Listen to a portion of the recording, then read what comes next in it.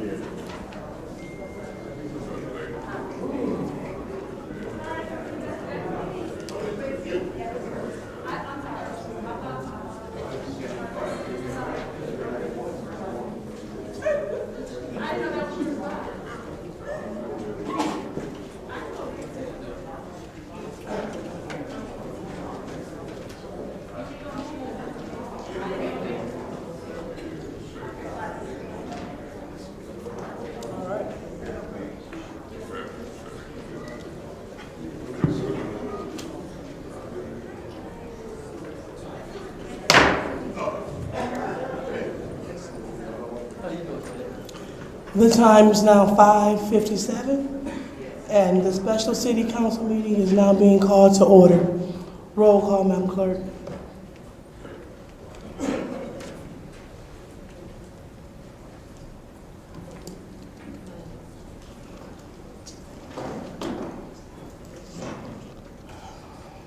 Mr. Mays is not in. Ms. Lewis? Present. Present. Mr. Murphy? Present. Ms. Priestley? Present. Ms. Winfrey Carter? Present. Ms. Burns? Ms. Schapp? Mr. Pfeiffer? Present. Ms. Worthing? Present. We have 8 members present. We have 8 members present. Now it's time for the Pledge of Allegiance. Ms. Worthing, would you lead us in the Pledge of Allegiance?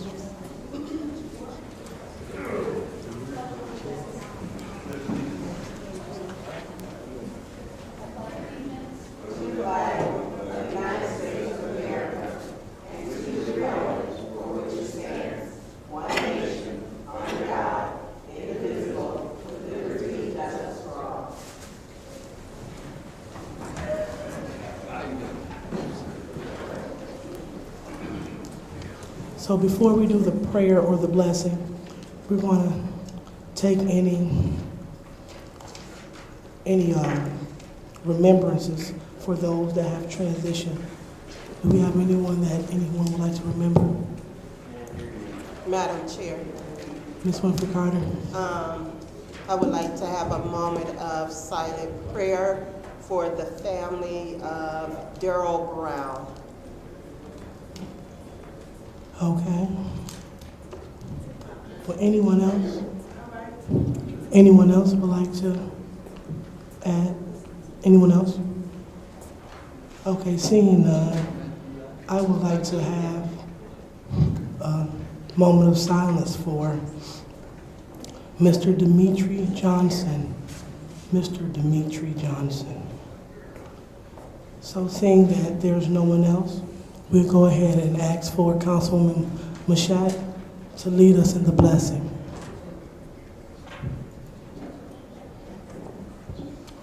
all minds are clear, Heavenly Father, we come to you now, just first and foremost, thanking you for this day and time. Thanking you for allowing us all to live to see another day. Thanking you for your grace, your mercy, your love, and your favor. We ask now that we would go through this meeting in a civilized way, that we would respect one another, Lord God, that we would focus, that we would do things that uplift the residents of Flint, Father God, and we just thank you that as we travel back to our respective locations, that you keep us safe and no hurt, harm, or danger will come our way. In Jesus' name we pray, amen. Amen. So now it's time for the reading of the disorderly persons city code subsection. Any person that persists in disrupting this meeting will be in violation of the Flint City Code section 3110, disorderly conduct, assault and battery, and disorderly persons, and will be subject to arrest for a misdemeanor. Any person who prevents the peaceful and orderly conduct of any meeting will be given one warning. If they persist in disrupting the meeting, that individual will be subject to arrest. Violators shall be removed from the meeting. What is your point of Point order? of order. My point of order is on the agenda, and I'm looking at the council rules. After the reading of disorderly person subsection for our meetings, it says regular meetings. But it says agenda change, request for changes or additions to the agenda. And I don't see that nowhere on this agenda. So I move that we have that opportunity, and I so move. Mr. Mays, that motion is improper because the meeting is scheduled as posted with no changes. Beg your pardon? The meeting is posted, and we must go by the posted agenda. So that's why there is no option for agenda changes.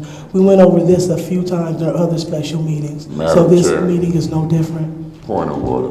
Madam Chair, I just made a motion. That's fine, but the motion is improper. And so therefore, we will not I have. appeal the ruling of the chair. Okay, that's fine. Go ahead. So is that an official appeal? Yes. Did you say that you're going to appeal or that you? No, I said I appeal the ruling of the chair, not to entertain my motion. Sounds good. Is there a second? I second that. Okay. Seconded by Ms. Burns. And the appeal is regarding the order of the special meeting as posted. Please proceed, Mr. Mays. Madam Chair, all around the country in meetings, before you start the business, the opportunity is for members of the body, if there is any agenda change, is to have an opportunity to request or make changes or additions to the agenda. And for you to give me the floor and then say you're not going to entertain a motion that's been made properly is a little much. Doesn't matter what the motion is. If we elected members and we make a motion, your job is to ask, is there a second? But you ruled the motion was improper, and you ruled that because you posted this meeting a certain way, you're not going to allow motions and or, in this instance, agenda changes. Now, I seen just the other day where Ms. Worthing, if it's true, I don't believe everything I read in the newspaper, Papa, but she said she was giving up her seat. But right now she's here. And I don't know what her and the other four of y'all will do when it comes to motions and a opportunity for agenda changes. Normally, y'all vote in a block. Y'all vote together. Y'all might vote together on this one. But I know as long as I'm elected to my seat, I'm gonna exercise my opportunity to put a motion on the floor. I'm gonna exercise my opportunity in the last meeting of the year that was called by y'all. Y'all got up and left the other day. We could have had this business done and I could be doing my Christmas shopping. But I done took time to come, and you, for one, wants to keep us from putting anything on the agenda or moving something around before you carry out your dictates and missions. I'm gonna be voting yes that we can make agenda changes. I'll see what the rest of the folks do. Anyone else like to speak on this appeal? All right, seeing none, we'll go ahead and call for the vote. The vote is to overturn the ruling of the chair. If you want to overturn the ruling of the chair, you will vote yes. If you want to support the ruling of the chair, you will vote no. Roll call, Madam Clerk. Mr. Mays? Yes. Ms. Lewis? No. Mr. Murphy? No. Ms. Priestley? No. Ms. Winfrey Carter? Yes. Ms. Burns? Yes. Ms. Mashat? No. Mr. Pfeiffer? Yes. Ms. Worthing? No. The vote is 4 yes, 5 no. The vote is 4 yes, 5 no. That appeal dies. So therefore, we are on to public speaking. The first public speaker, Madam Clerk. First speaker is R.L. Mitchell.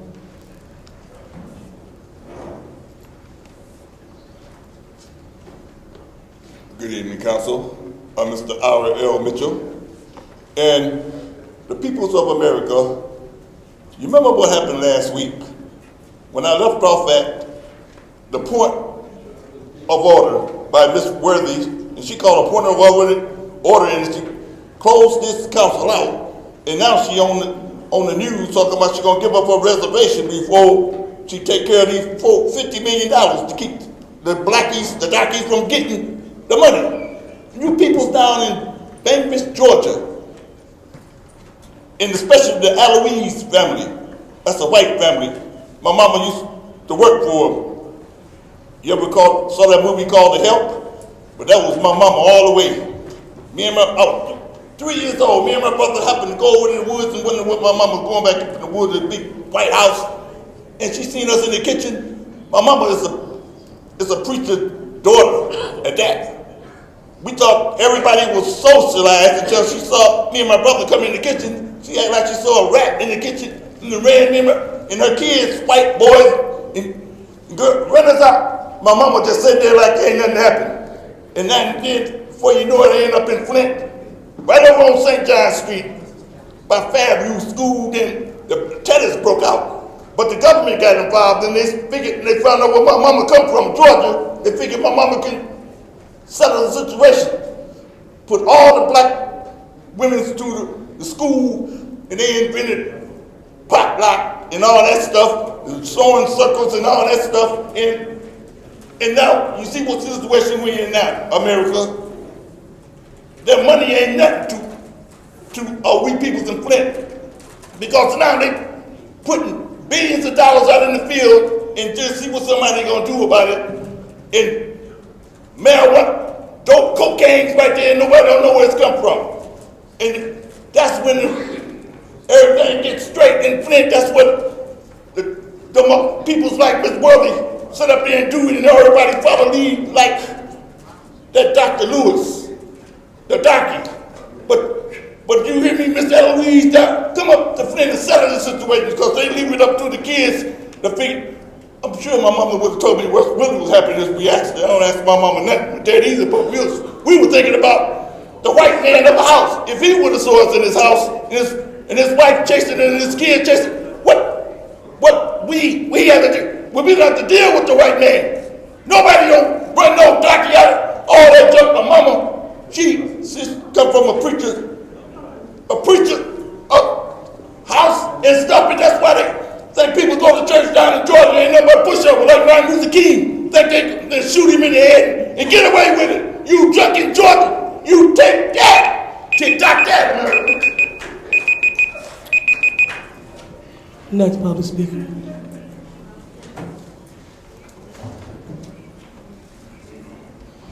The next speaker is Elizabeth Taylor.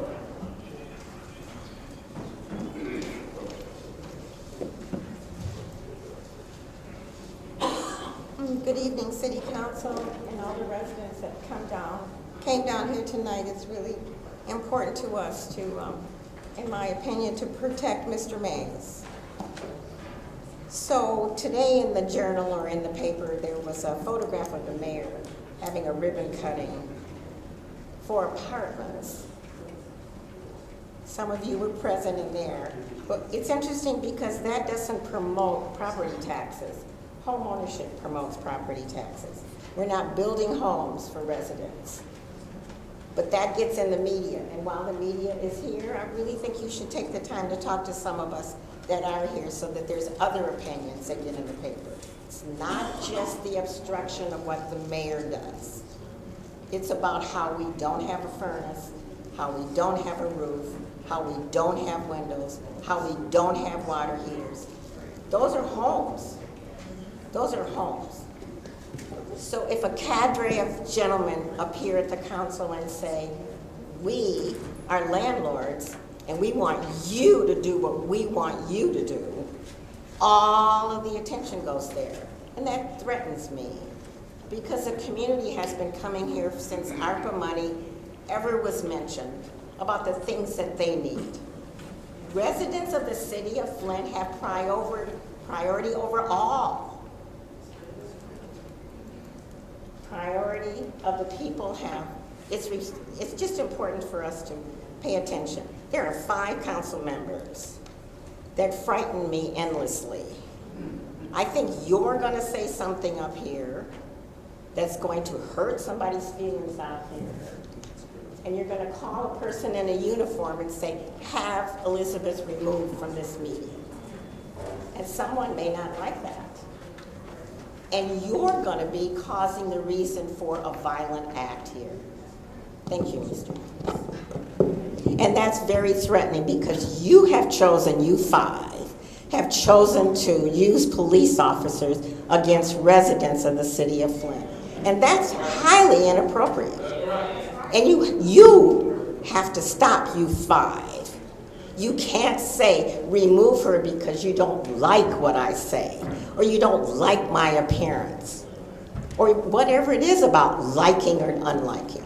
I don't like what the mayor's doing.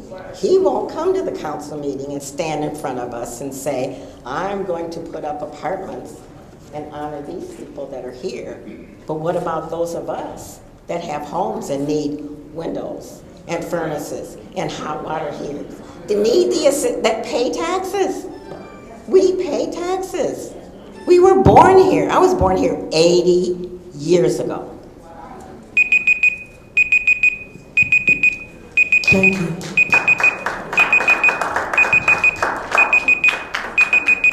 Next public speaker. The next speaker is Rose Marl.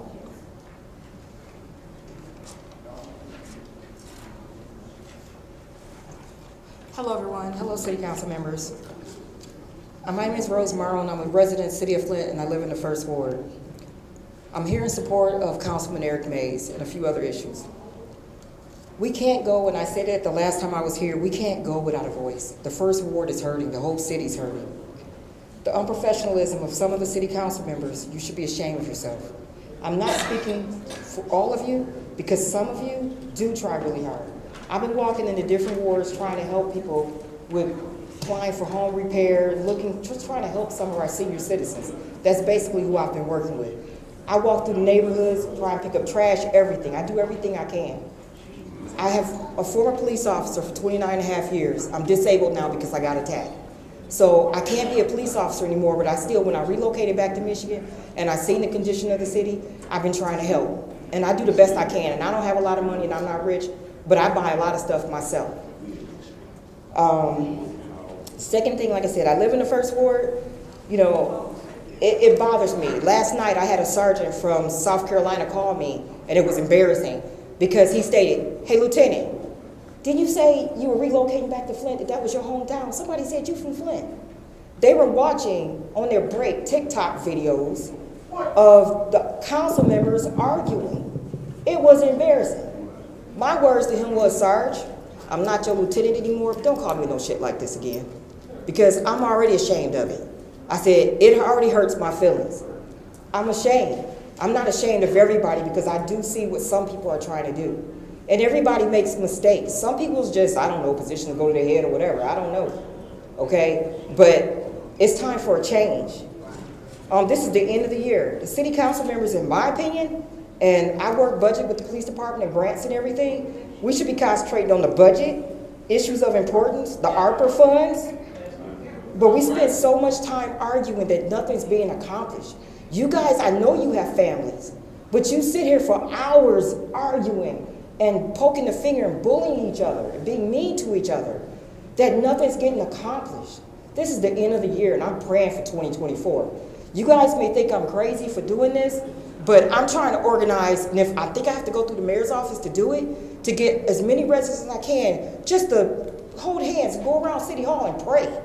Just to somebody to say a prayer for City Hall, say a prayer for the city. Again, the residents, research before you vote, because the vote could come back and bite us all in the ass. You guys threatened to put us out, and the lady mentioned this, but I already had it. You threatened to put us out, call the officer, Officer Metcalf, but who controls you and your behavior? This is not fair. You guys are so mean to each other. I witnessed the meeting the other night that got canceled. That was wrong. Thank you.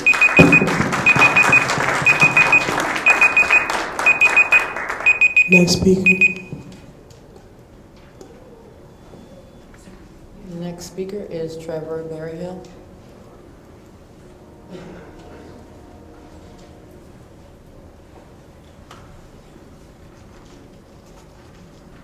Good evening, folks. I'm Trevor Berryhill from the 5th Ward. I'm here to speak for Eric Mays and my councilwoman, Jerry Winfrey Carter. My biggest concern is with the money coming through the city, it seems that you just want to put those two out or try to cow and bully them so they do not speak. You're trying to remove Eric Mays so his ward doesn't have a voice, and so you can just push through a rubber stamp without debate and without discussion. I'm looking at most of you right now, you don't even have the courage to look at me, a public speaker. I wonder, why do you even have public speaking on these then?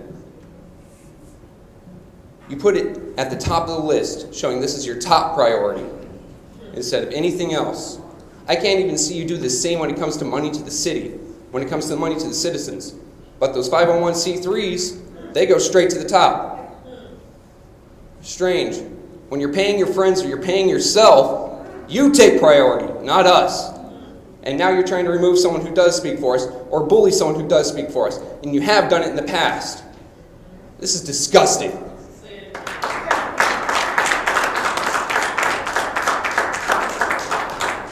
Next public speaker.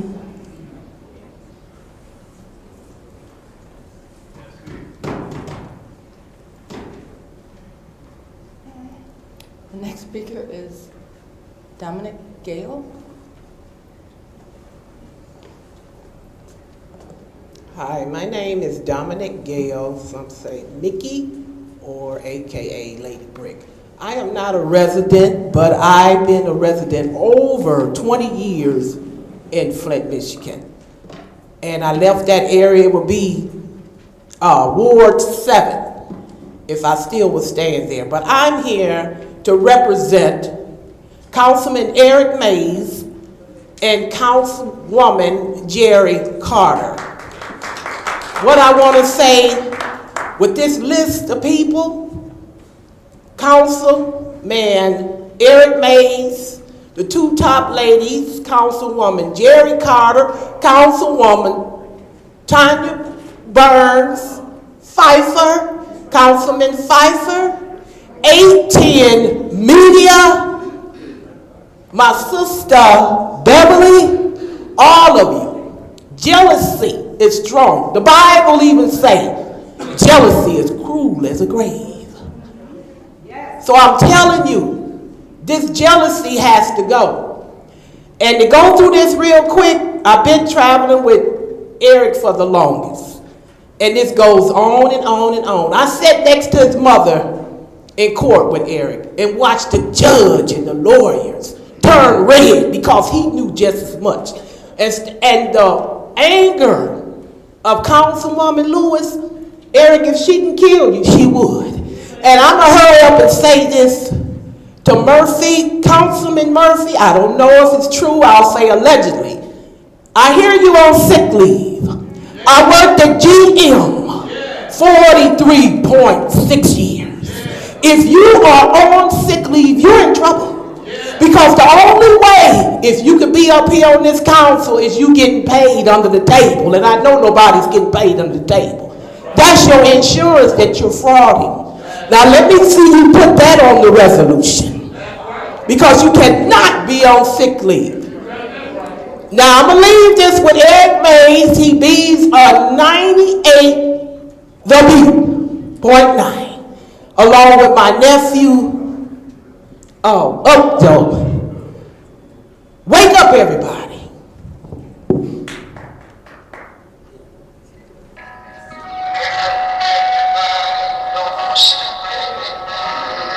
Wake up.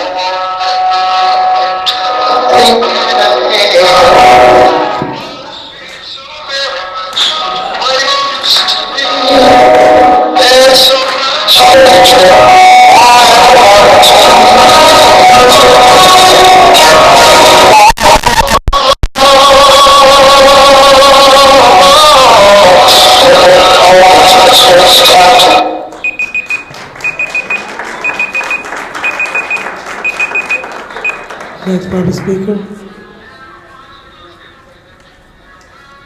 The next public speaker is Maurice Davis.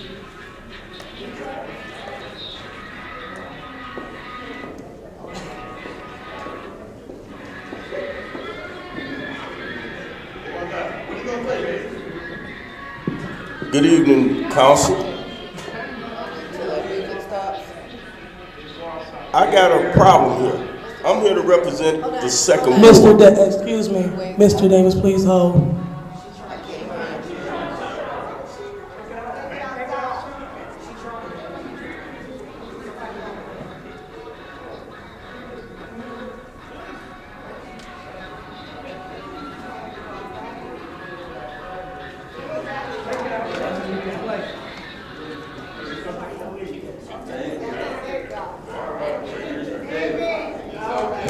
All right, go ahead, and Madam Clerk, go ahead. Once again, I'd like to thank this body, but we got a serious problem. I'm here as the second ward council person, because we don't have a council person representing us over there. First of all, this council president attacked me, along with Pastor Gilbert sitting right there, the Winters, and called me a lie over in Southwestern. I work for Teach Out Security, professional security company. The vice president, the vice principal of the council was walking Dr. Liddell Lewis on the other side to homes. As the principal walked in, Liddell Lewis stood back and said, "Bitch, hope," and another word worse than that, and gave me the dirtiest look. I'm about to file a complaint against you. And I made a complaint with the school, with the same one, but the principal went on to say, "You her friend." I don't care nothing about that. Right is right. We have no representation. Point of order. Please hold. What is your Rule point? was a 27.2. You said don't be about to be, but you cannot become argumentative with the public. Did you say be about? We heard it. That's not true. Yeah, I heard. I didn't say anything. Nice try. You did. Moving on. Continue, Mr. Mays. I'll move on from there. Maybe your mind could bring this to remembrance. Mayor Neely called me. We had a long, intense conversation day before the state of the city. For 2 hours, he heard me with my frustration. Cussing and raving, that was me, because nobody in our ward has no representation. I appreciate Mayor Neely for listening. So I goes to the state of the city, didn't hear nothing about the second ward, and other than blight removal and demolition. On the way out, tell me I'm lying now, Vice President Candace Mashak called me.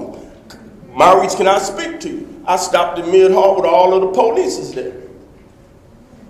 As me and Candace entered into conversation, we were just talking about what could she do better. Pleasantries, a regular conversation. Guess what? Up walked Liddell Lewis. Bitch. Bitch. To the place where Candace dropped her arms and walked away. You can lie and get up in that chair. That ward now is in foreclosure. Market rate houses over there, not a damn dime from the opera funds, the water, or nothing else because people bleed in that lie. I never missed a vote and never ever turn my back on poor folks. And now you want to condemn Mays, Jerry Winfrey Carter, anybody else that stand up, that believe that the second ward and any other poor side, white, black, blue, green, have representation. Now, next time you do it, I will be filing charges. You got one more time because your bullying tactic, it was so bad, ladies and gentlemen. I grabbed my phone because I couldn't believe what had happened. With all these police, what she wanted to do. I grabbed my phone and recorded her, and I'm wrapping up. I recorded her, and then she in there and walked away. Have a great day. Next public speaker, please. The next speaker is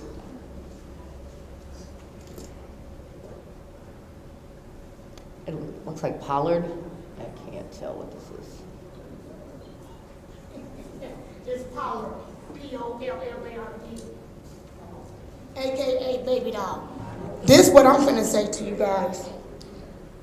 It's very sad that you five fabulous don't give a damn about the resident. Y'all don't care about these kids. Y'all don't care about the college student. Y'all showing poor example. And then what I don't like, I was gone for a couple of whiles because I was sick, but I watched the whole video. Liddell and you, Worthy, y'all stay in y'all phone. Y'all supposed to be listening to the people who comes here to talk to you guys. Y'all down in y'all phone, sending text message to each other, and then y'all be on Facebook, you talk about people, then you talk about, don't call us out on it. But even Worthy, you have said a lot of BS about everybody. I don't look at color, Sister Clark. Because I have every race in my family. Y'all is pitiful, you five fabulous. And then Judy, you let her bully you on this last meeting. You walked out standing up like a real woman and get her in her place. You know her, Lewis, Candace, and Worthy is out of control. You know it so deep down in your heart. That's why you walked out of here when she got in your butt. You know the truth hurts. You guys need to get it together. All y'all do is sit here and vote no all together. Nothing's not going to never get done. Y'all don't care about nobody in Flint at all. So won't y'all just remove yourself?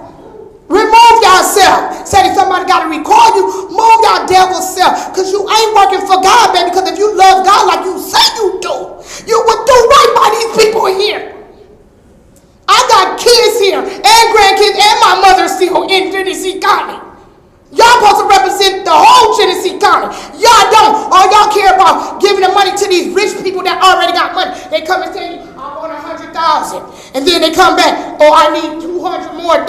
But y'all not even finding out is they taking their money doing what they said they done. And then when y'all had the meeting, Liddell, you getting money. Candace, you getting $300,000.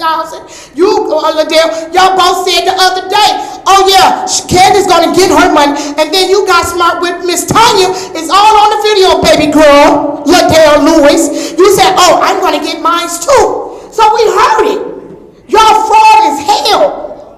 And won't even give the resident nothing to help them out. And the taxes coming out their pocket. Not these rich people coming up here asking for money. Where Miss Mona at? Who y'all gave all that money to? Where are the people who got the 72,000 million, whatever you gave them? Where they at? Have they showed y'all what they done with the money yet? Have anybody came in here and showed y'all anything? They ain't showed y'all nothing. Y'all just go by what they say. And then the guy that worked for Nearly, he always talking about, I'm going to get this stuff ready. And they ain't brought nothing here yet. since 2 months ago. Y'all been asking for paperwork and ain't run to Miss Dale Lewis. Bully. All right, thank you. Next public speaker, please. The next speaker is Bruce Steers. Steers.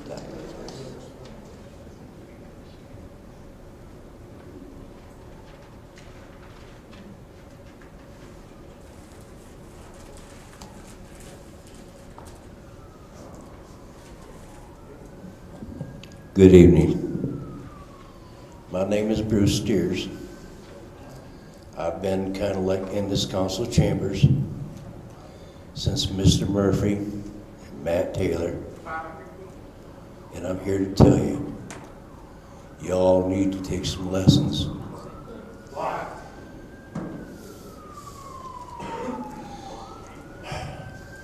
I came here this evening not to criticize or to even take sides, but to illustrate.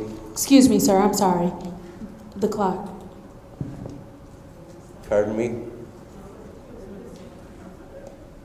Am I okay now? Thank you. Proceed. Okay. When I came here, I was about 22 years old. I'm 67. I don't speak with authority, I just speak with experience. So, I know you're all at brothers with each other, and that's okay because that's just the part of life that we live in now. I'm here to speak for Mr. Eric Mays because when Debbie Stabenow was running for office for Congress, Mr. Eric Mays was here. None of you were. Okay? So, I'm not trying to belittle or berate. I'm trying to encourage you that as a person,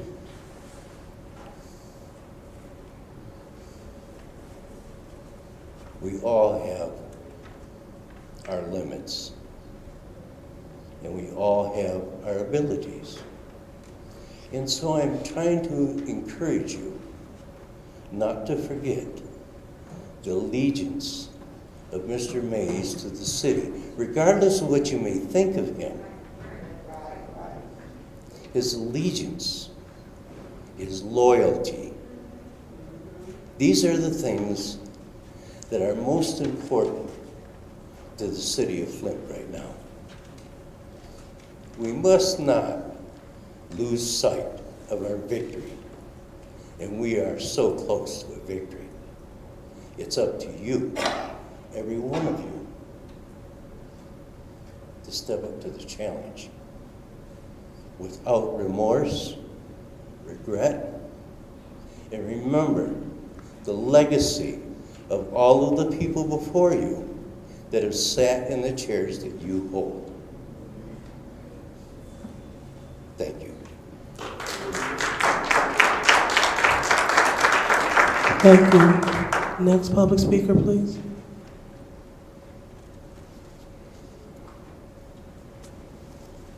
The last speaker is Beverly Biggs Levy.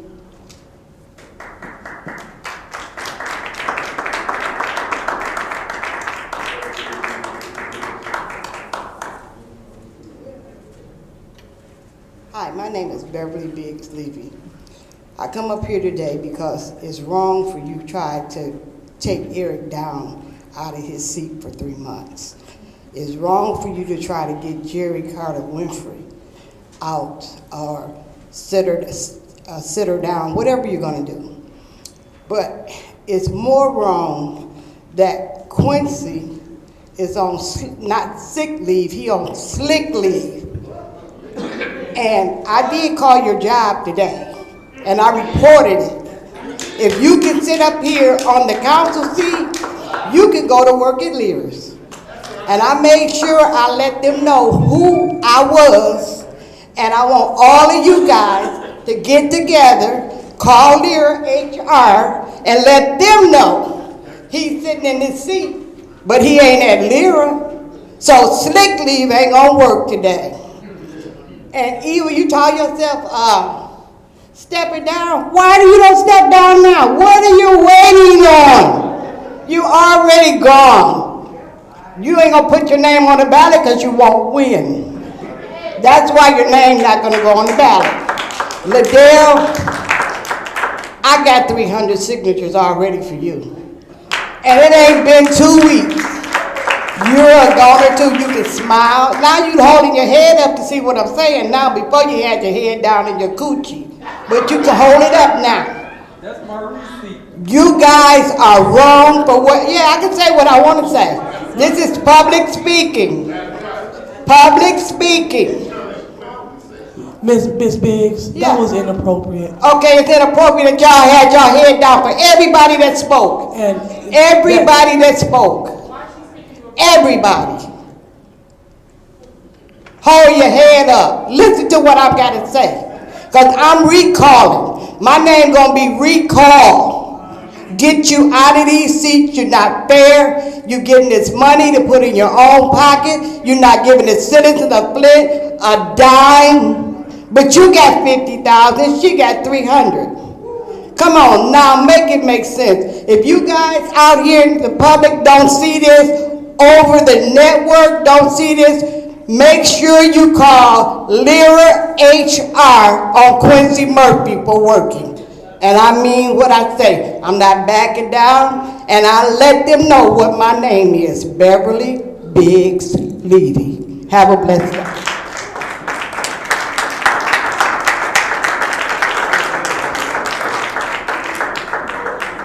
So that concludes the public speaking, Madam Clerk, is that correct? All right, so now it's time for council response. Any response from the council? Madam Chair. Ms. Winfrey Carter. Thank you, Madam Chair. First, I would like to thank all of the public speakers. Thank you for coming forth with your issues, concerns, your comments, your opinions. Thank you. Thank you for being engaged. Look, it's a lot going on. When I tell you, we can't make this stuff up. It's a lot going on. And all of you who came up to speak, Miss Liz Taylor, I heard what you said. You are absolutely right. Miss Rose, thank you. Yes, it's a lot of arguing amongst the council members, but you know, you got five. They call them the shady five. They keep up a lot of mess. Yes, they do. Trevor, yeah. Yes, it is disgusting, Trevor, wherever you are, it is. You know, you sit here, you want to suspend Councilman Mays, you want to censure me, you want to, you've already censured Councilwoman Burns, but many of my colleagues sitting amongst us, they should be censured. They should be suspended up out of here. Maurice, former Councilman Maurice Davis, yes, she is out of control. At a school building, cussing out people. Shameful. Amelia Pollard, you know what? She's very unethical. We got two council members up here want to get money, want to get some of the opera money. Unethical. Next council person. Yeah, Madam Chair. Mr. Mays. Yeah, look, I appreciate those who said kind words on my behalf. And I see others. Sir, I appreciate you. I never would have knew that you was going to say kind words. I appreciate it. I was at the Christmas party at Hasselbrink today in my ward. We had a good time, Rose, right? And his members here. When they make this move, they gonna learn something. If and when they make it, they gonna learn something. They ain't really seen and heard from folk yet. Thanks again. Hey, look, check this out. He spoke about the history of Flint. Chester Simmons, Woody Etherly, Floyd McCree, Bertie Elder, just to name a few. Never in 30 years have we seen a group of council people make these type of moves on another council person. We don't know if it's legal, constitutional, or what. But they getting advice from this guy sitting over here. He told them they could deliberate outside of a council meeting. The open meetings are act say you can't. It's recorded. He done gave bad legal advice. He refused to give me outside attorney when he's conflicted with them and or the mayor. It's just a matter of time. I say the Lord is moving and the devil ain't gonna win. I said that when I seen Eva take her name off the ballot. If we flip one or two of them and 2 or 3 of them still here, they in for a ride. Folks ought to be nice during Christmas time, but they ain't. Anyone else would like to speak during council response? Madam Chair. Ms. Burns. Thank you. I want to thank all the speakers who came out. It's unfortunate that we do have to address that we are trying, well not we, they, specifically some of our council members who are trying to remove a council member for 90 days because they want to give political rebukings. They feel that they are the end all, the deity, when power has gone to their heads. They don't know what to do with it. This has become a hustle for them. And I'm gonna keep saying it. They hustle in the city, some of them. You know, they're mad because, you know, they voted to give a $72 million tax break. They're mad because $300,000 is coming from the nonprofit, $50,000. Before our last meeting, they said, hey, I'm gonna get my money, and gave a thumbs up. It's on video. I was called a hood rat, but the hood I'm from is from St. John Hood. And that's from Flint. So that part didn't bother me. But what bothers me is when I see the blue tarps in these wards and the residents who are really suffering. And they come here and make it personal. This business should have been done last week. We shouldn't be here today. I had stuff to do. We here because the president and vice president walked out and didn't call the meeting to order. They did not call the meeting to order. They're wasting your time, your tax dollars. They walked out on Flint residents. We shouldn't even be here at all. So this is a public political lynching. That's exactly what it is. They want to lynch those who speak out against the wrongdoings because they have a problem with it. Now, if you don't mind them slipping money in their pockets and giving a thumbs up that they making sure they look out for themselves, that's why they mad. And I'm gonna keep speaking now. They went after everyone who speaks out. They made up stories, exploited people, just lying.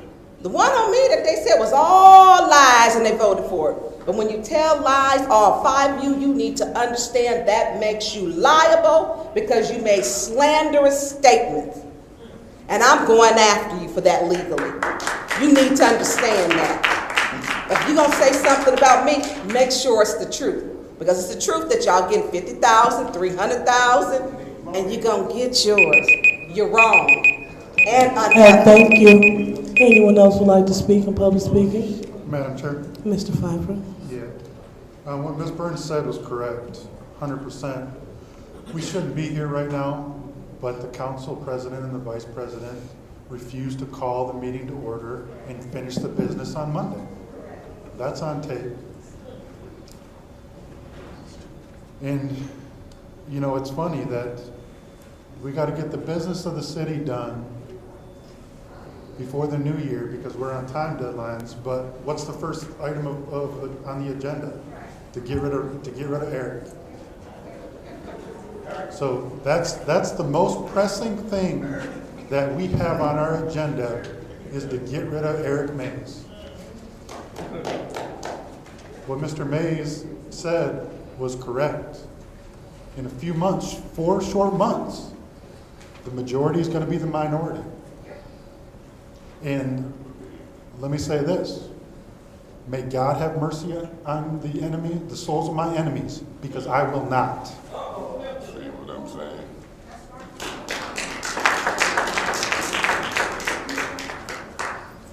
Anyone else would like to speak during council response? Yes. Mr. Murphy. Thank you so much. Thank you to all the speakers who spoke. And let me speak briefly on the, because I received a text message early this morning to the public, to those who may not know that I was aware of them calling my job. One of the things that I thought when I heard about it was that it was an attempt to get me to stay home so I won't be the fifth vote for me coming to. So when I heard the speakers, I didn't know where it came. Request for information. Paul, please reclaim this time, Davina. Stop the time. Request for information. What is your request? Through you to the speaker, can you clarify what you mean, the fifth vote for what?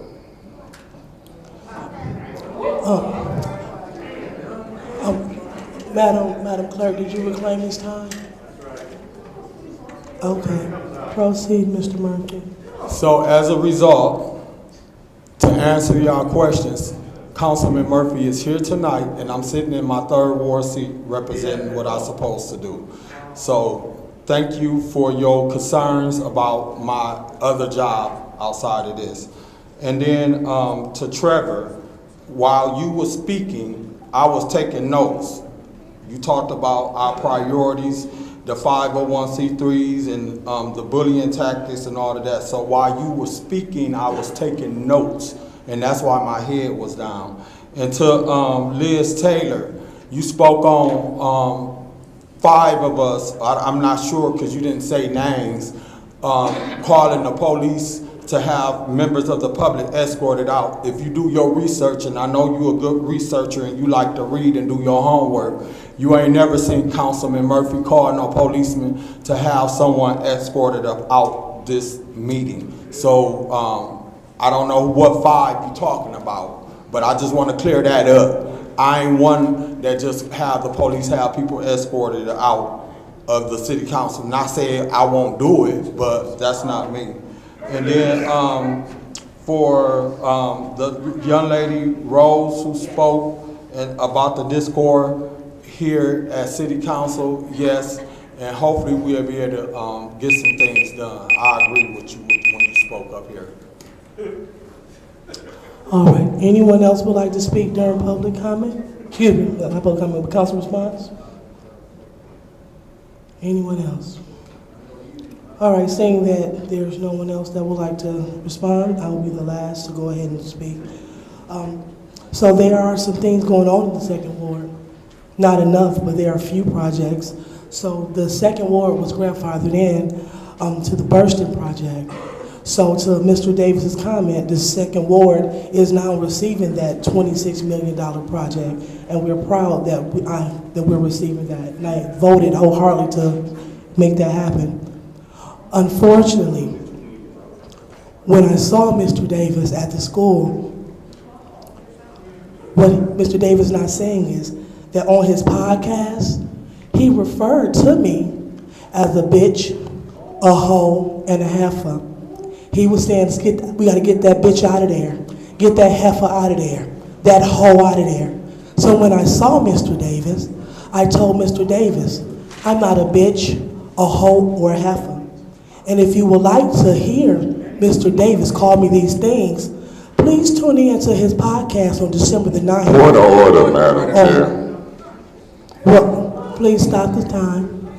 What is your time? Ain't y'all got a resolution before us about council people acting with decorum and saying bad words, and that's what you rattling off bad words? Do it apply to you? Or do we have freedom of speech to say bad words? That's what mother them used to call it. Your decorum is whack.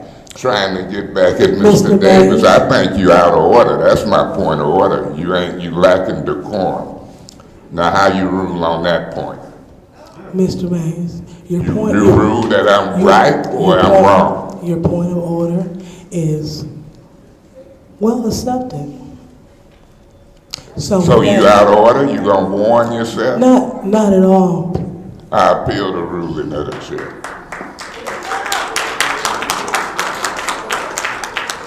There's appeal for the ruling of the chair. Is there a second? I support that appeal. And there's support.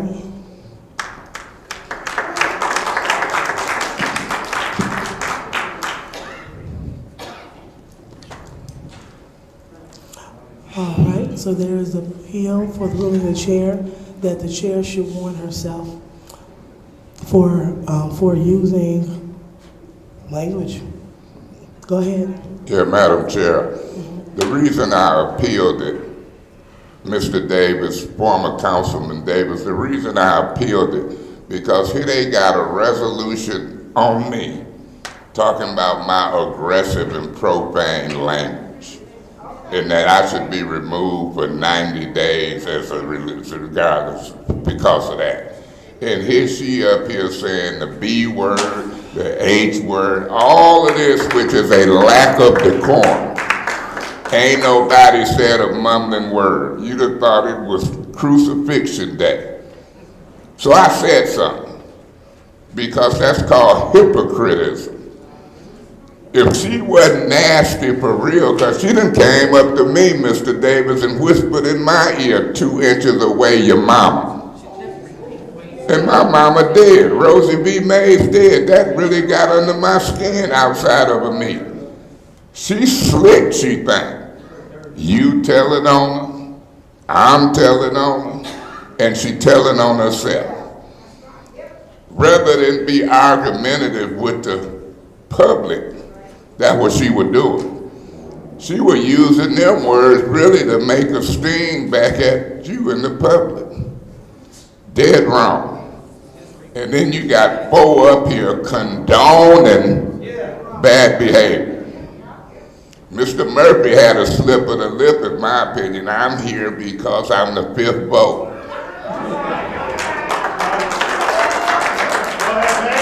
See, they always told me the devil ain't gonna win. And loose lips sink ships. I'm here because I'm the 5th vote. Remember, I told you at the beginning of the meeting, they wasn't starting till he came strolling through there.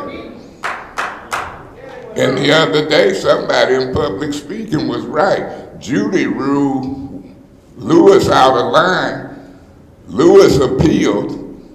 I'm thinking me, Piper, Jerry Winfrey Carter, and Tanya Burns was going to side with Priestley. And she voted to adjourn the meeting to keep from offending Lewis. Mr. Piper, you said a mouthful. We know. What is your point? I think the audience needs a reminder that there should be no shouting out. Thank you, Ms. Worthy. So, audience, please be reminded that public speaking is now over and you can't shout out. If so, you will receive a warning. Second warning, you can be removed. Point of order, Madam Chair. Mr. Mays, what's your point? Just like you said something about her point of order before I get back to my 42 seconds, I'm not going to sit here and let you and Eva bully the public. They got the right to clap, to say amen and okay. They heard you say the H word, the B word. Miss Worthing should resign. Now rule on my point of order that you not gonna monitor every little sound made in the public. Well, nobody's saying nothing. My voice goes over all that. I can have an amen cry. Proceed, You ain't seen nothing yet. Mays, please proceed. I am gonna proceed, because Mr. Piper said a mouthful down. Guess what he said? As his time ran out. And I don't have to say it, because I'm struggling inside. He said, may the Lord have mercy. But he said he wasn't. Man, do you know we almost finna flip a vote and we can sit these folks down for months and years if they ain't careful. So I don't know if I'm gonna have mercy, Mr. Martin. Anyone else on this appeal? Ms. Burns. Thank you. Technically, you need to warn yourself. And at the same time that Councilman Mays, and maybe you couldn't hear on this end, you violated Rule 27.2, which states any portion of any meeting, council members may not engage in any type of argumentative discourse with members of the audience at any time for any reason. I'm not going to say the nice words. I'm going to use the language you used because it was really disturbing.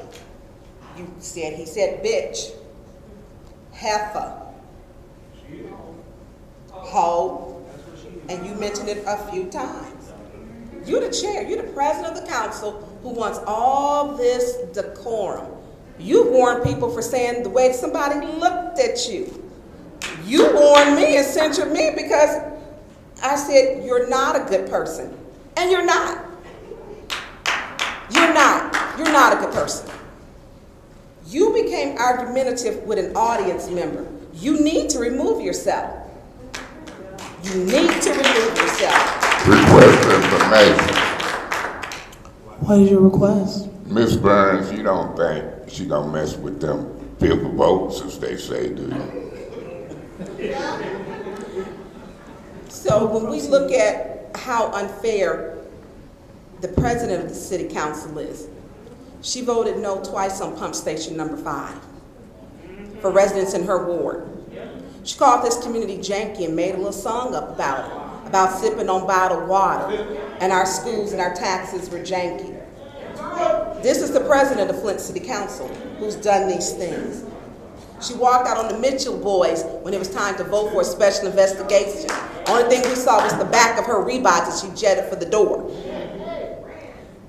She took a check for $1,500 and didn't disclose it. I was sitting at Metropolitan Church where Papa Jared, I saw him out here sitting next to me, and Arthur Woodson and Mr. Davis was there and A.C. Dumas when they said that she had a $1,500 check and hadn't disclosed it. And to date still has not disclosed it or in the proper way.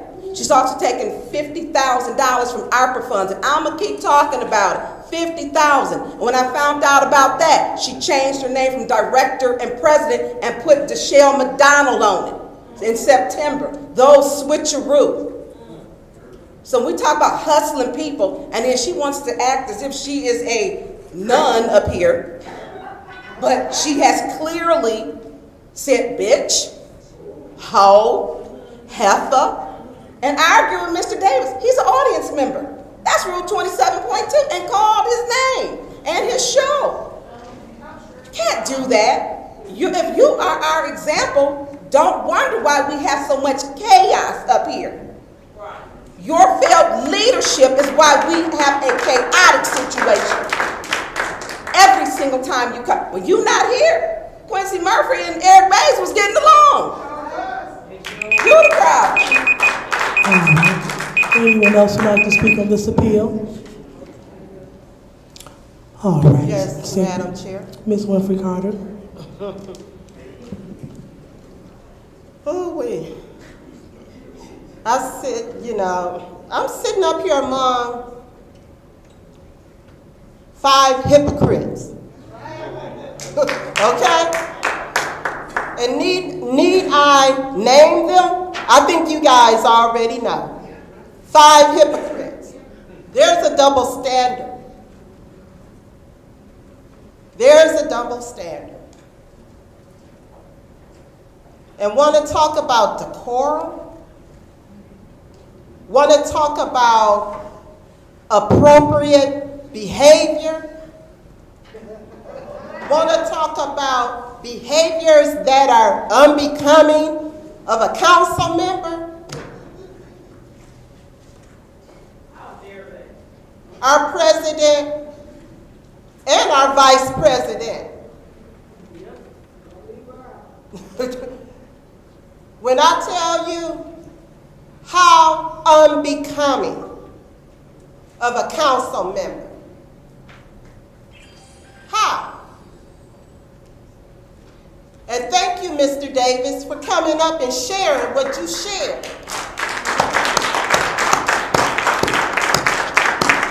Regardless of whether or not you said something on your podcast, because that's your podcast.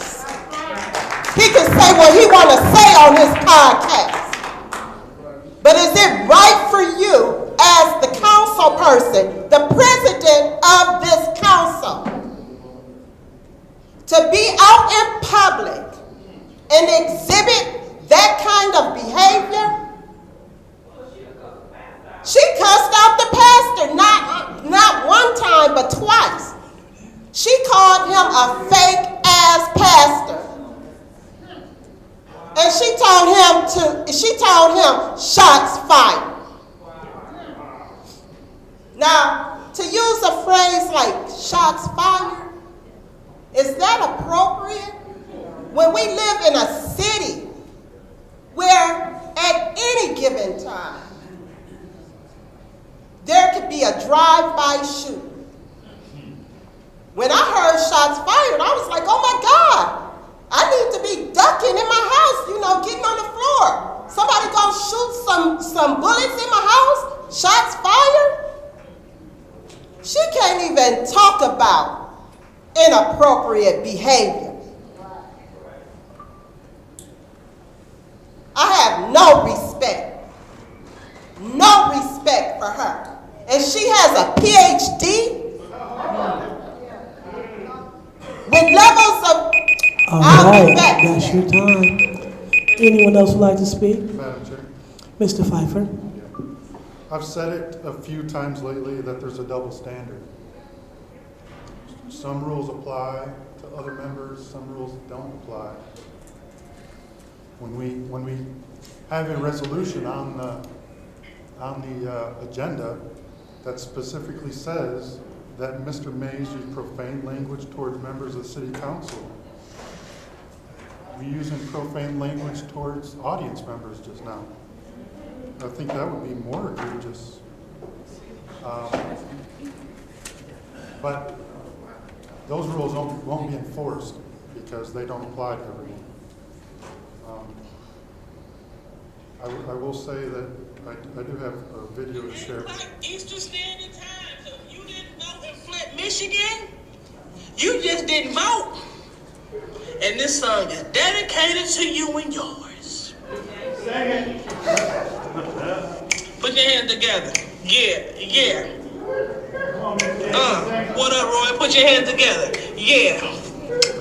If you didn't vote, you janky. You janky. You janky. If you didn't go vote, you janky. You janky. So janky. Guess what? You janky. You janky. You janky. I said it. If you didn't go vote, you janky. You janky. You janky. Your kids gonna be janky. Janky.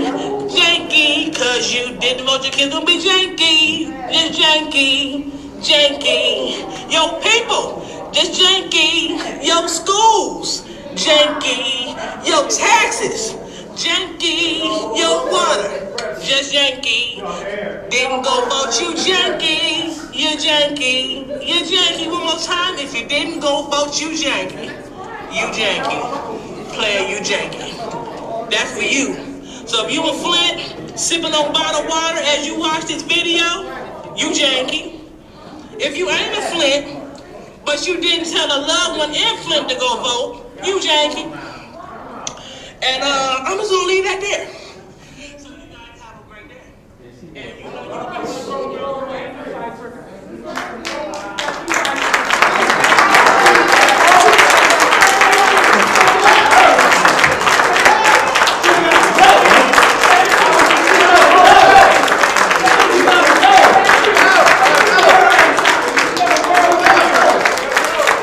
All right. Anyone else would like to speak? Oh, I'm sorry.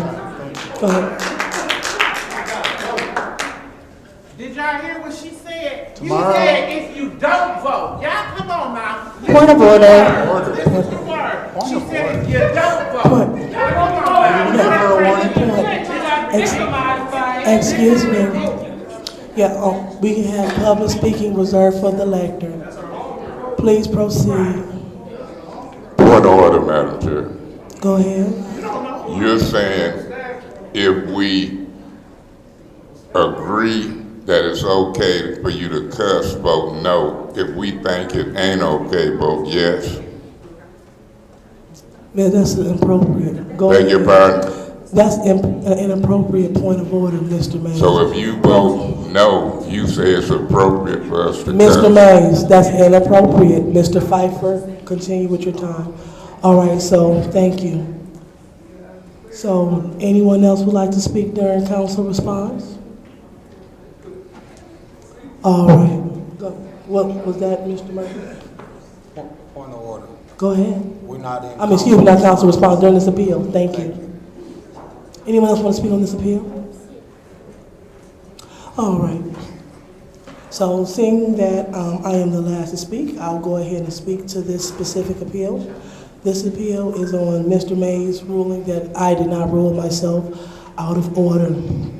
I was not swearing at anyone. I was simply stating exactly what was said to me. So if I'm going to rule myself out of order, according to the council testimony that we just heard, I will have to rule Ms. Winfrey Carter out of order, as well as Ms. Burns out of order. So therefore, for using... Point of order. What is your point? Rule me out of order if you're going to rule yourself out of order. Rule yourself out. I will absolutely take that. Improper point of order. So anyway. And point of order, Madam Chair. What is your point? If you rule it's appropriate, then I can cuss for the rest of this meeting, correct? So it's a big difference between someone swearing at someone, like when Mr. Mays called us a-holes and etc. during an exit from a meeting where he was warned. Point of order, Madam Chair. What is your point? If that ain't germane, we talking about what you said here at this time to that audience member today. Don't talk about Miss Worthing calling me an a-hole and me calling y'all one. That didn't happen today. We talking about what's germane is what happened here between you and former Second Ward Councilperson Maurice Davis today. What is your point? Point of order. She still, point of order. Wait a minute. You still got a rule on my germane point of order, and then you can go to hers. I was in a point of order. So your point of order is about me being germane? Yeah. It was relevant to the conversation about okay. you. Go ahead. What is your point? We're on a roll call vote now. So we are almost at roll call. I'm wrapping up. Yeah, so after I just wrap up, I was not swearing at anyone. I was simply stating what was being said to me what was said about me on Mr. Maurice Davis' podcast on December the 9th, I believe. So with that being said, I'm going to go ahead and remind the colleagues that a yes vote will overturn the ruling of the chair and a no vote will support the chair. Roll call, Madam Clerk.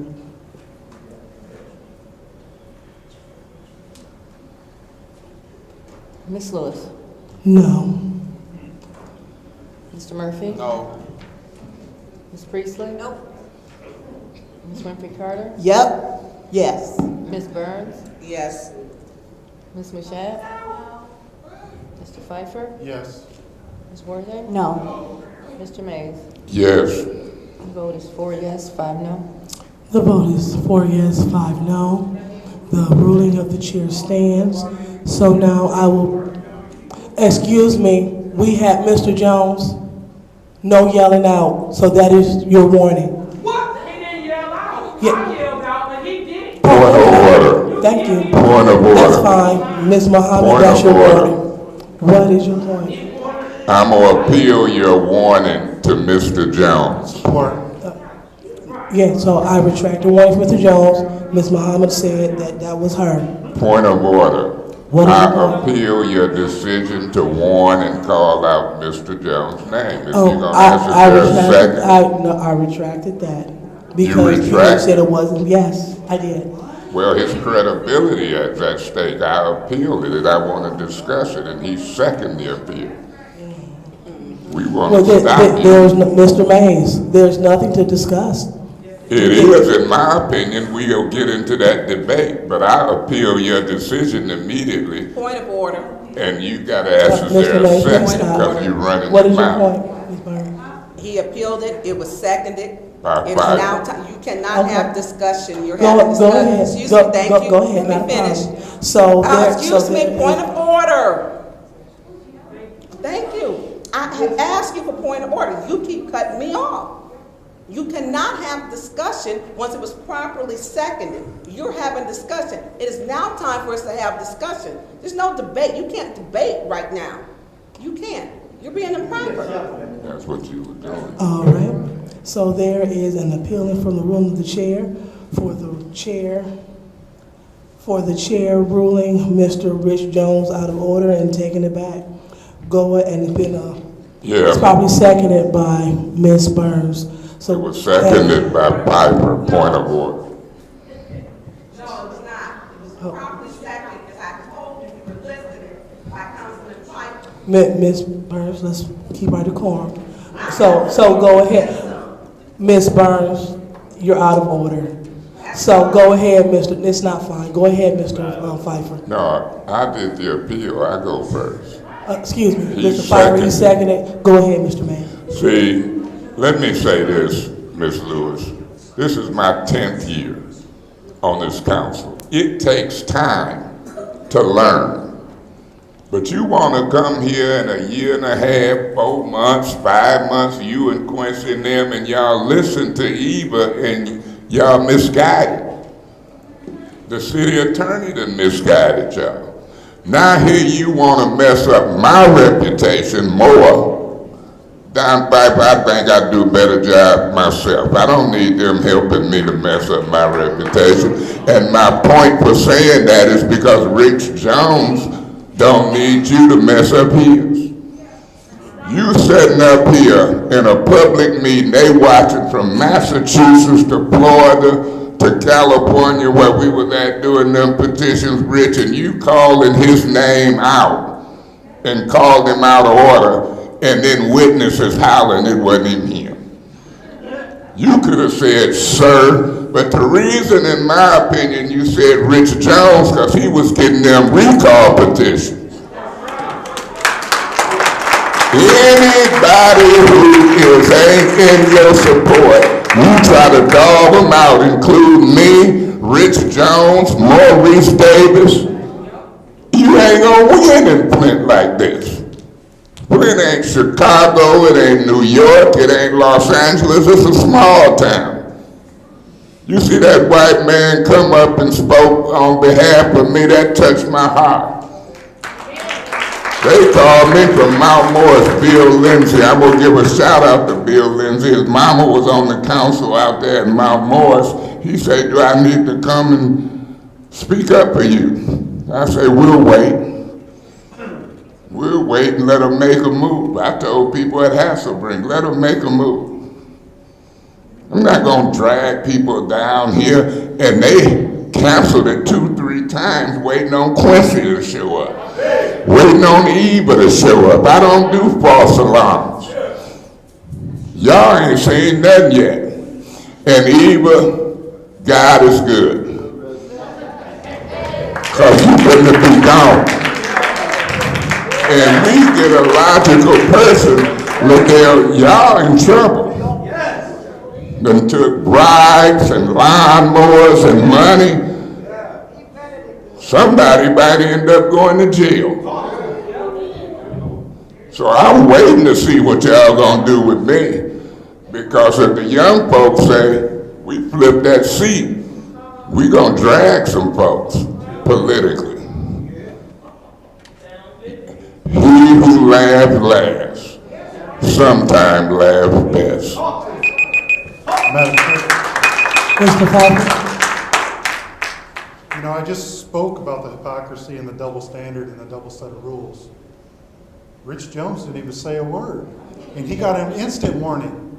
But the young lady, her one supporter here, stood up and took the floor and screamed across the thing, didn't get a warning. But the person that gets a warning is the one that is out getting signatures for her. Instantly, without saying anything, Mr. Jones, you get a warning. But not for her one supporter who stood up and took the floor away from me.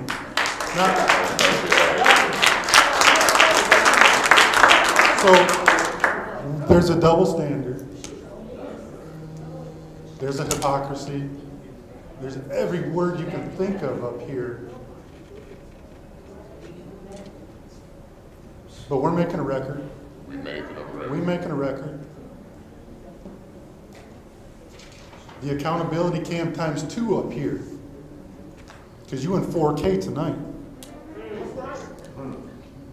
So we're making a record for the jury.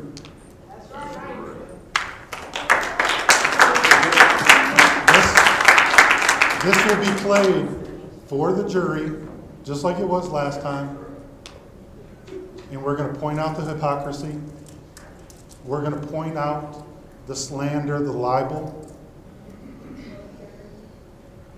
It ain't going away this time. Tomorrow's a new day. And it's going to be fun.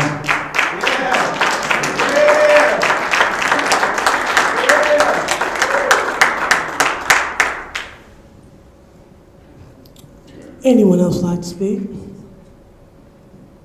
Madam Chair. Ms. Burns? You doing the same thing again because you didn't even know who did it, to be honest. You did not give La Rosa a warning at all. You did not. And she was clearly out of order. She was passionate about defending you and giving a statement about why she felt that janky did not apply to you. But I disagree, La Rosa, it does. Because she brought in kids sipping on bottled water and everything else. So that applies. She made it, I don't know where her mind was at when she was making that video. That would later come back, and it came back to bite her. But you have got over here, you don't know, it's a group, you can't tell who said that over there. But it wasn't Rich Jones, but you keep making this mistake time and time again, claiming or naming the wrong person. But you're never wrong. You can't take self-criticism. You're never wrong. This was very clear tonight. La Rosa stood up and went ziggity boom. She did. You had someone make a statement over here, that's a warning, but I'll take that. You go right in. You immediately weaponize the police against the audience. You immediately weaponize the police against the audience. And you have no problem doing it. Time after time after time after time. And the stuff is on video. So those who be in here defending her, I'm wondering what's wrong with y'all. But she sat up here and lie on us time after time and lie on the residents, and you defending her. This stuff is crazy. You can't make it up. And then you wonder why we have to defend ourselves. Because I wasn't raised to let nobody run over me. It's not going to happen. I'm going to meet you where you're at. This stuff is ridiculous. Then you gave Sister Audrey Muhammad a warning, which we got an appeal immediately right afterwards. So she's like, she's going to show her, because Sister Audrey Muhammad also ran in the 2nd Ward. Rich Jones was saying he was going to run. You gave her a warning. You just issue out warnings, you throw everybody out. You are doing a public lynching of your colleagues and the residents. You have no conscience. You have no conscience. Clear difference over here and over here. And if you okay with not having, if you're going to punish them all. God has said did everything it is up here. I ain't kidding. I mean, everything. But the rules only apply very stringently to those you don't like. And yes, it's going to go to court. And I hope Judy get the courage at some point to stand up for herself. She keep voting yes. She needs to stand up. You're part of the problem, Judy. We support this nonsense. Right. Thank you, Ms. Burns. Anyone else would like to speak on this?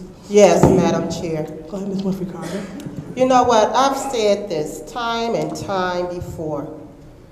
The residents, they are the people who voted you in your seat. You don't know who all out there is from the second ward. But the residents, they vote you. They elect you to sit up here. Leave the residents alone. Pay attention to what's going on up here. And start making a difference. It's clear. Yeah, it's clear a difference was made tonight. Because the young lady sitting in the back, she stood up. She screamed out. But she didn't get a warning. Because she stood up for you. And I don't know why. But then over here, I didn't even hear anybody say anything. And quite certainly I didn't hear Rich Jones' voice. But you're gonna have to stop calling out people's names. That's not right.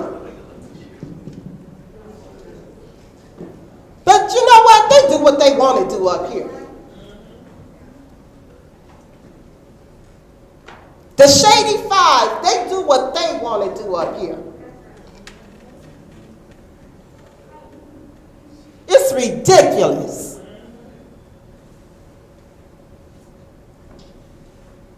I'm done. All right. Anyone else would like to speak on this appeal? Seeing none, we'll go ahead with the vote. A yes vote will overturn the ruling of chair. A no vote will support the chair. And Rich Jones warning. Roll call, Madam Clerk.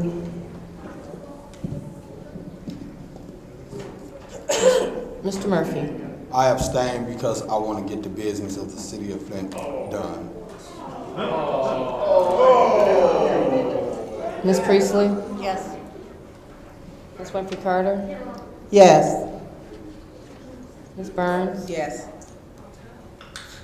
Ms. Mashat? Mr. Pfeiffer? Yes. Ms. Worthing is not in. Mr. Mays? Yes. Ms. Lewis? No. Vote is 6 yes, 1 no, 1 abstention. Vote is 6 yes, 1 no, and 1 no, 1 abstention? All right, the ruling of the chair is overturned with 6 yeses. So now we will get back to my time for... Point of order. What's your point? I would like to appeal the warning that you gave Sister Audrey Muhammad.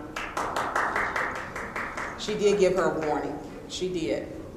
She said when Ms. Muhammad stayed when Rich, she said it wasn't her, and she told her, okay, you get the warning. She did. She moved that warning right over to her. Yeah, okay. So we can withdraw the warning from Ms. Muhammad since I didn't give it to her. So if that's all right with the pleasure of the body?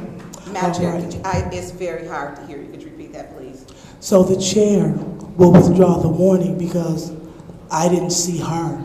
Thank you. So not a problem. So Point of order, Madam Chair. Go ahead. These things are motions.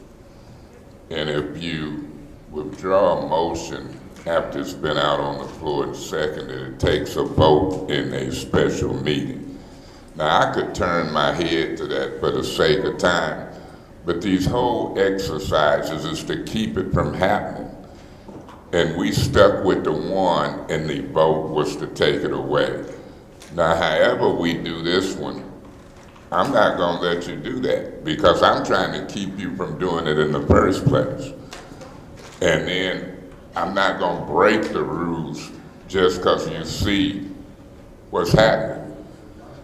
They taught me in GM the best way to change the behavior. Okay, so Mr. Mays, So that means you what's going to proceed be with the- the appeal.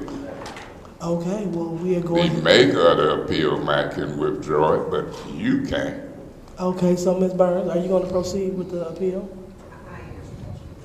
Okay, so excuse me, the chair, Ms. Audrey Muhammad, she said that she was the one that spoke up, so the chair gave her a warning, and so Mr. May, excuse me, Ms. Burns appealed that. Point So of we're order. going to go ahead and, Madam Chair, what's your point? you're wrong again. I didn't appeal it. Ms. Burns appealed it, and I think Mr. Piper seconded. You like to keep me in it. I'm just smart. I didn't appeal it. So Ms. Burns appealed the ruling of the chair, and Mr. Pfeiffer seconded. So we will go ahead and proceed. The chair will first state what's happening. So the chair ruled Mr. Rich Jones out of order. Ms. Muhammad raised her hand and said it was her, give her a warning. The chair did exactly as she instructed. So we're on to the appeal. So go ahead first, Ms. Burns. Thank you. Well, see, when you get into this chaos, you can't even keep track. You're not even accurate with it. You so quick to punish everybody. Everybody. Now we here on a day that we shouldn't even have to be here. We shouldn't even have to be here because you walked out, Madam President, and wouldn't even call the council meeting to order. Now we here, residents here, and what are you doing? You weaponize. You're not chairing fairly. You're not chairing fairly. And as I just mentioned, you didn't say warn the person who supported you, but you were just passing out warnings on this side like they was free bridge cards. And it's just gotten ridiculous. And so, and I get Councilman Murphy wants to go home and to take care of the business, and I do too, Councilman Murphy. But when we get into this, and I agree, and Councilman Mays, for you pointing it out, that we have to stop to sometimes follow through the process because it's going to keep happening. A motion was made, it was properly seconded by Councilman Pfeiffer because it keeps happening. So residents, we're here today because the president of the Flint City Council walked out on Monday, first of all. Walked out on $40 million, a resolution, walked out on millions of dollars with the 800 parcels, walked out that cost $15,000 to post. And so the residents had to come back. We had the landlords that was here. They didn't want to take 20 minutes to listen to them. Didn't want to. I mean, it's like, who matters? Who matters? So I'm not going to allow you just to keep weaponizing the police. That's not fair. Because some of these residents are yours. Miss Mayfield was put out, who was in your ward, who was sleeping in a shelter. She needs a roof on her house. You put her out. Second ward resident. And she is disabled. Disabled. So I don't know, the compassion. I've never seen anything. Sometimes when you look at this, you think, people think this is a reality or this isn't scripted, this is real life. Some of these hardened hearts, very hardened. But you keep calling the police on the people you don't like. It's like profiling if you black. You driving in the car, your windows tinted, they might pull you over. Or if you're in a certain part of town, you want to slow down and put your hands on 10 and 2. Residents in our audience are getting profiled. Y'all getting profiled sitting in here. Depending on who you sit next to, you gonna get a warning because you're getting profiled. You didn't have to talk, and you're getting profiled. Just like the police pull you over, want your license to go through your car. Don't read your Miranda rights. Don't do anything. Y'all getting profiled. That might be a lawsuit up in here. Madam Chair. Mr. Mays. Yeah, Madam Chair, we could, to the audience and to the people watching, we could have withdrew that and moved on. But the point I'm trying to make is the warning shouldn't have been there in the first place. When her supporters stood up and identified herself, Ms. Lewis didn't say nothing. We heard a murmur over there. She blamed it on Rich Jones. and Sister Mohammed said with me. Well, remember, Sister Mohammed had ran against her, and they were in the runoff, and she warned Sister Mohammed that quick. The point I'm trying to make is quit doing that to people, particularly your political opponents. Mr. Davis, Sister Mohammed, myself, the people who don't agree with you, sometimes just ignore that. Now, in the last vote, Ms. Priestley, Ms. Mashat, in my opinion, they voted right because Ms. Mohammed had said I did. If they vote to uphold the ruling of the chair this time, they still be both wrong, even though she said she did it, because she didn't warn her supporter who stood up. So let's clear this out and fix it. Don't be mad at us, because I didn't want to be here tonight anyway, but at least let us do these detailed procedures to try to correct behavior down the road. Whether I'm here in December, January, February, or March,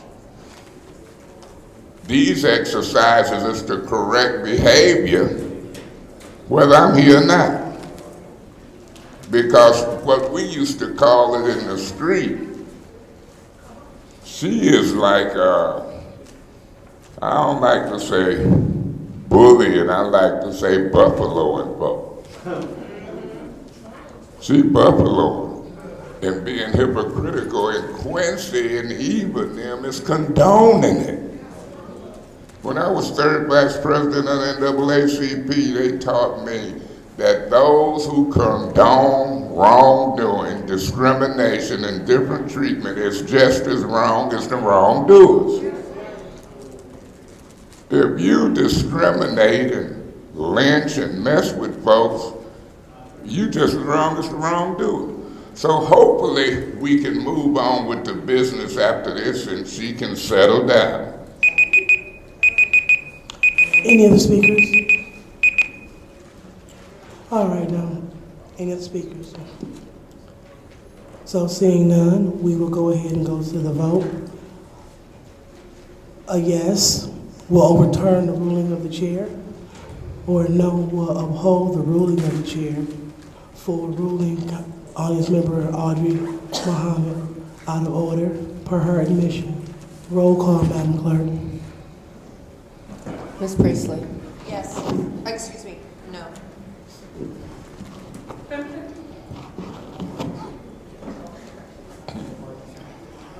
Ms. Winfrey Carter? Yes. Yes. Ms. Burns? Yes.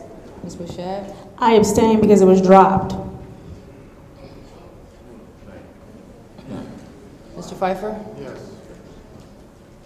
Ms. Worthing? No. Mr. Mays? Yes. Ms. Lewis? No. Mr. Murphy? I abstain because I came down here to get the business done.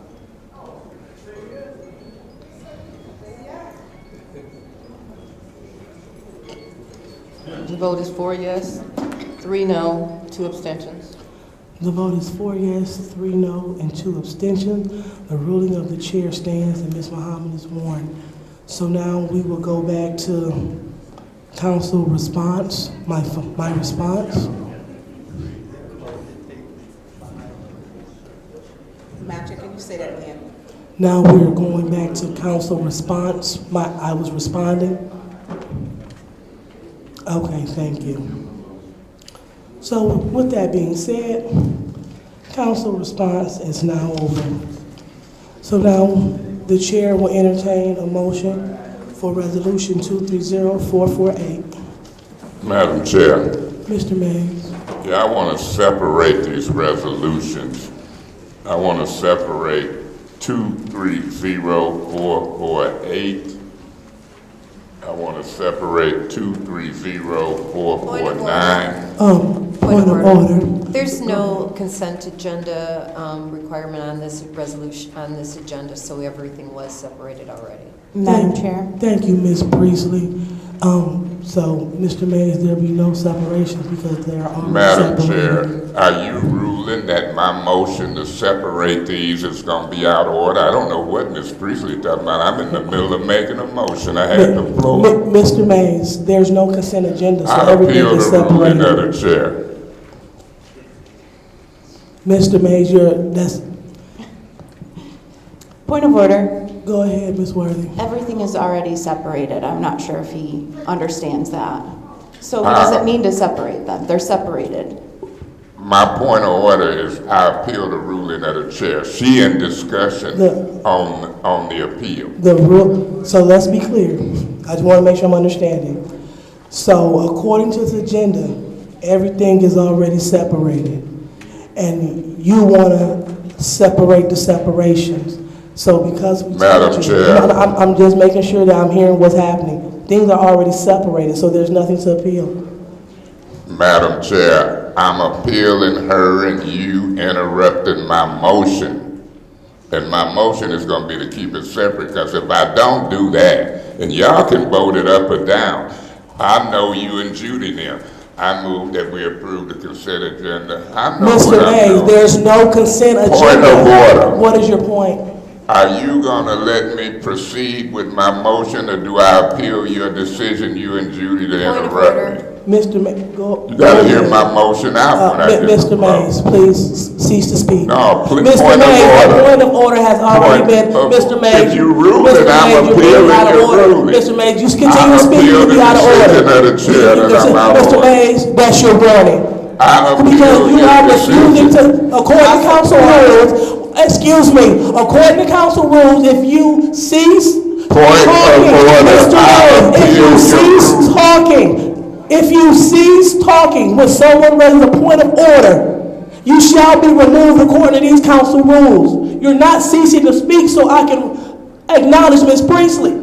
So therefore, you have the grounds to be removed right now according to our council rules.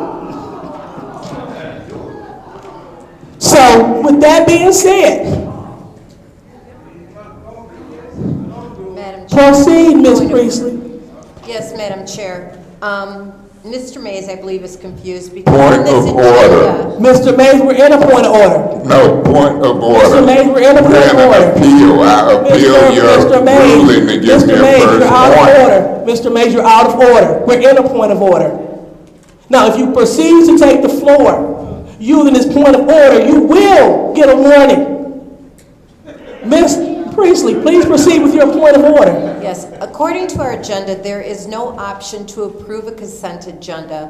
Thus, all items are separated and will be voted on separately. Mr. May's motion is a dilatory motion, which is frivolous and unnecessary and should be rejected by the chair, as is her right per Robert's Rules Section 39. Thank you. Thank you, Ms. Priestley. Point of order.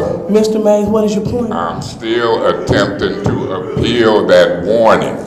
Mr. And Mays. your job is to ask, is there a second to the appeal? Okay, so right now you are appealing your warning? Been trying. Okay, so that's fine. So, Mr. Mays, first warning, you are appealing it. And what is your appeal?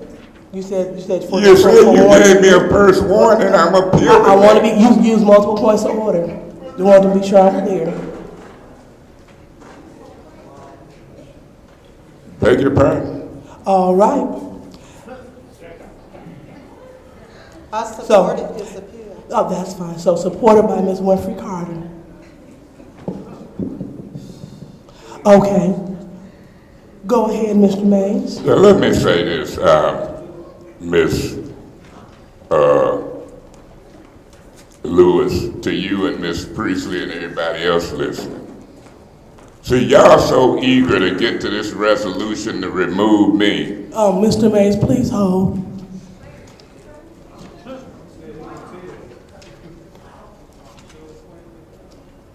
Okay, proceed, please. Yeah, you doing everything you can to try to vilify me.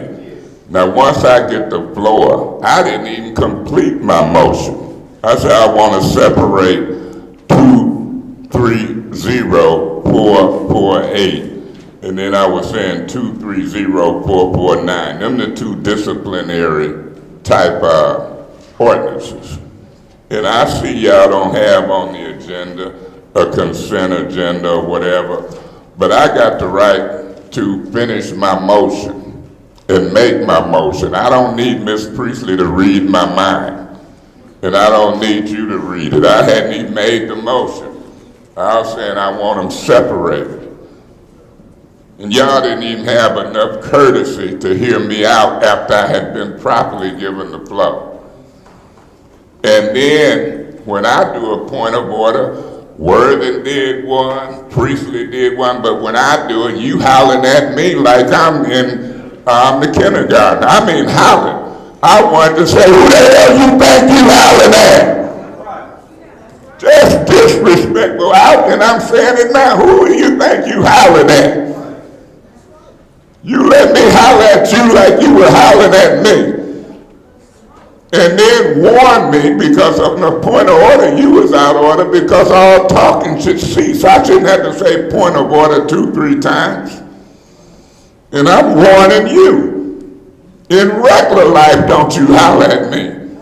Let alone in no public meeting, because my voice can be just as loud and stronger than yours. And when I get ready to protest, it's going to be something because I'm going to holler back at you. Remember, I'm telling you this thing.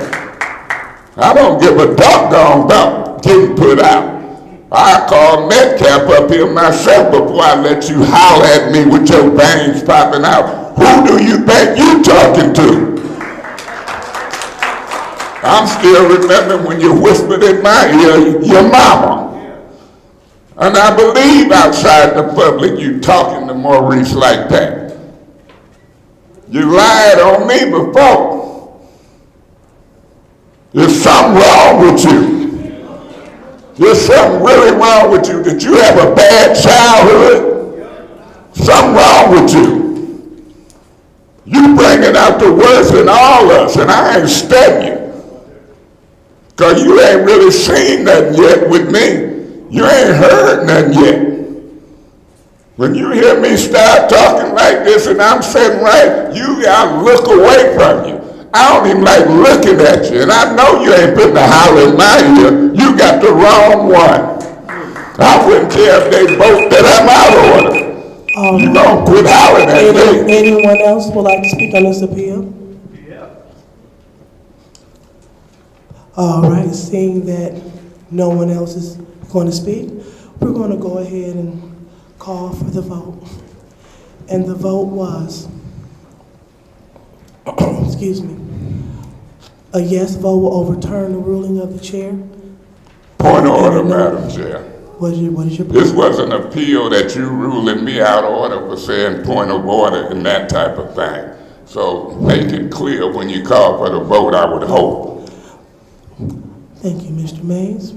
So right now we are voting on Mr. Mays not ceasing to speak when Mrs. Priestley called. Point of order, Madam Chair. We voting on a first warning. It's either stay in place or go away.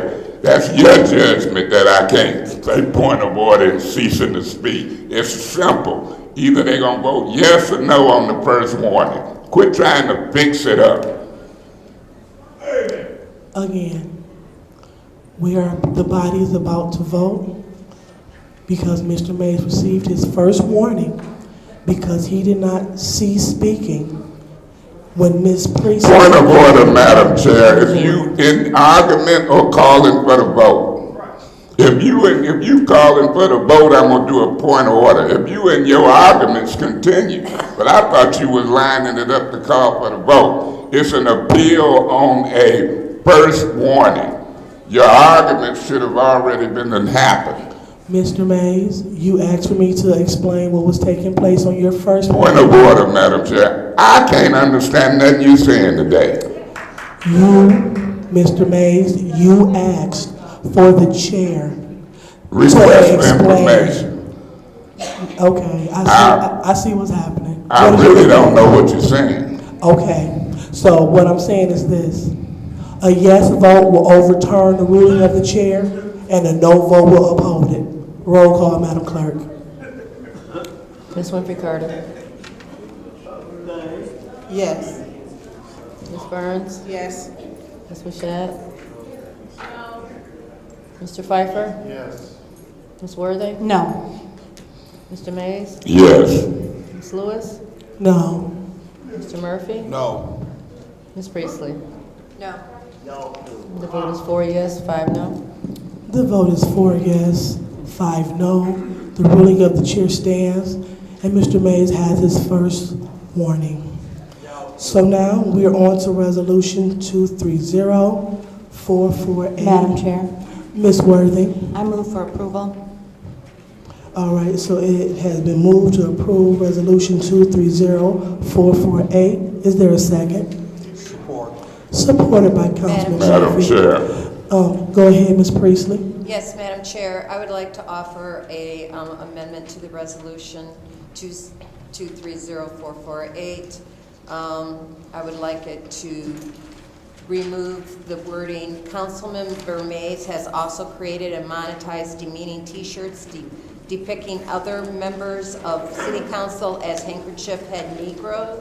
And I have provided alternate language to the clerk, and she can pass out the alternate language. And I'm also adding at the last, it says Member Mays continue to refer to other members of the City Council as handkerchief head Negroes. So removing the line, Councilmember Mays has also created and monetized demeaning t-shirts depicting other members of City Council as handkerchief Negroes, and adding the language, Councilmember Mays continues to refer to members. Okay, Ms. Priestley, so Ms. Donahue, if you could please. Request for information. And what is your request, Mr. Can she repeat that again? I'm confused. I need her to clarify what she's saying. So, all right, so Mr. Mays, he doesn't, you mean, you don't understand what I'm saying? Who is the she? Oh.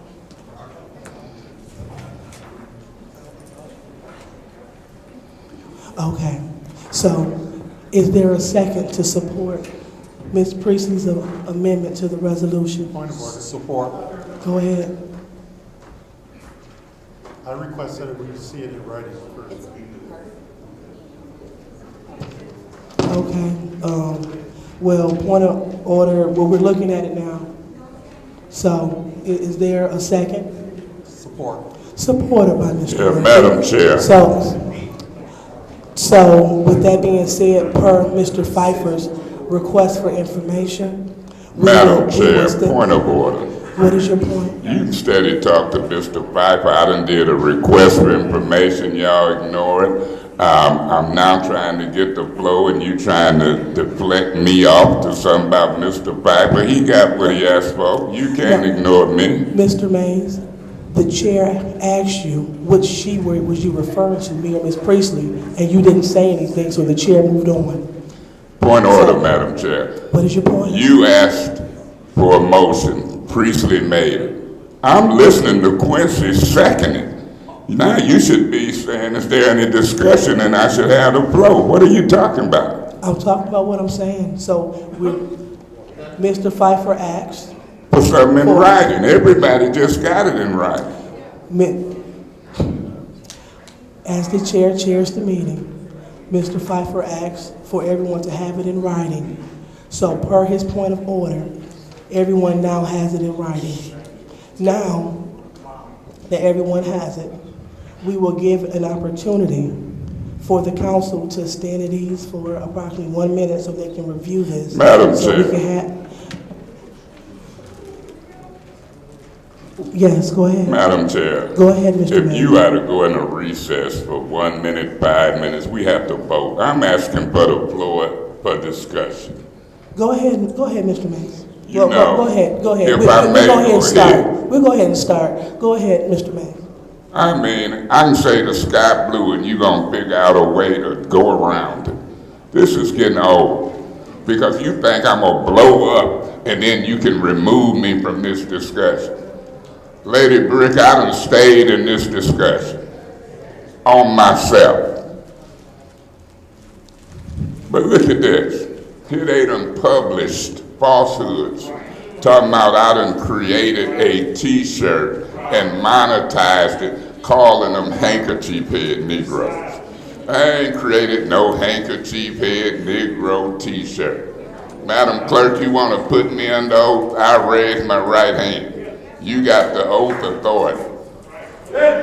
I'm making a record. This is going to end up in court. Slander, defamation. I just seen somebody get a defamation lawsuit the other day. Now, here Priestley, because I raised that issue when they didn't have Quincy here the other day, and now they want to go back and amend it. It ain't even got the same meat. Talking about now, Priestley, she amended and said, Mays continue to refer to other members of the city council as handkerchief head Negroes. Not other members. It was Liddell and Quincy who I referred to specifically as handkerchief head Negroes. And if you Google the definition, you'll see Clarence Thomas' name in the definition in the Urban Dictionary. And the reason I referred to them as handkerchief head Negroes, because in my mind, that political term fits them. If you Google the definition, they don't relate to black folks and Negroes like me, Jerry Winfrey Carter, and Tanya. They relate to evil word, Priestley. That's the definition in the Urban Dictionary of a handkerchief head Negro. And so I can use political terms. I could call Liddell a carpetbagger. These are political terms. And you gotta be open for us to petition and air our grievances, because this is government. I call you a carpetbagger, have and will call you a handkerchief head Negro, and then ask you to intelligently Google the definition. I can also say that the white folks, Eva Worth, even Priestley, from my experience of working here with them, are treated differently than me. I'm a black male. I'm probably one of the only black males on this council. So if I feel that I'm being treated differently for the same or similar conduct by calling point of order, and they say my points of orders are frivolous and wrong, why don't Eva's be wrong? She's a white white female. Priestley, white female. Discrimination is different treatment for the same or similar conduct. Kind of what we witnessed when her supporters stood up. The city charter say you can't discriminate based upon political orientation. They've been to try to violate my constitutional rights, freedom of speech, freedom to petition government them for my grievances. And then I think what's funny about today's meeting, they got on there, they had profane language. And guess who wrote it up? Miss Profane, aggressive language herself. They gonna fool around and, in my opinion, cost the city money. They come in here locked and loaded.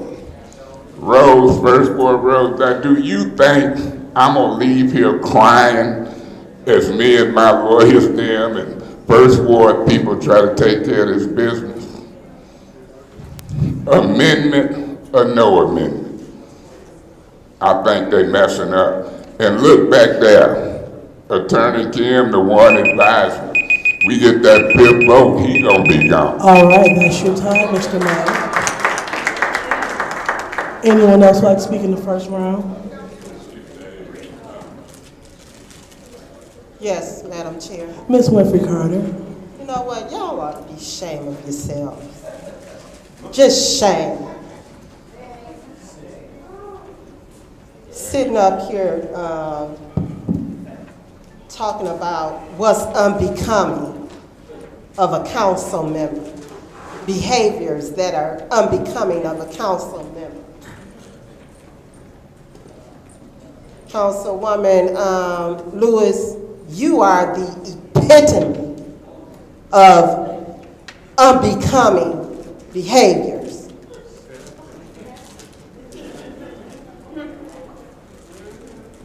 Sitting there with that smirky grin on your face. I'm gonna say what I gotta say tonight.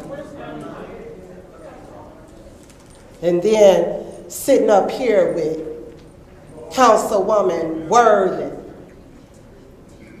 calling people ghetto. How unbecoming. She should have got a suspension for that.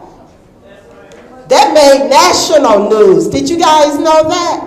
It made national news.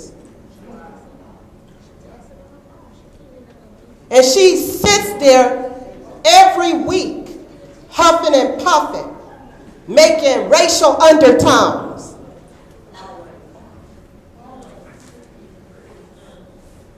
She should be suspended. Talking about suspension, Councilwoman Lewis and Councilman Murphy, they should be suspended for taking donations from Ashley Capital. They took donations. Councilman Murphy got a state-of-the-art, a Bentley of a lawnmower, ride lawnmower. And from what I've been told, I've gotten calls that he's been charging people to cut their lawns. How about that? What? And then Councilwoman Lewis taking donations, but yet they turn around and vote to approve Ashley Capital's project. How unethical. Request for information. What is your request? You say unethical, Ms. Winfrey Carter. It might very well be illegal.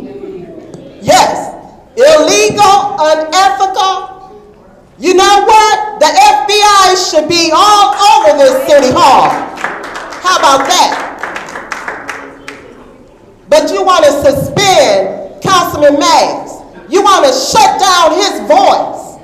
And you want to shut down my voice. And you want to shut down Councilwoman Burns' voice. And Councilman Pfeiffer. They're going to be trying to shut your voice down too. Because see, the four of us, we're trying to shut down all of this corruption that's going on in this city.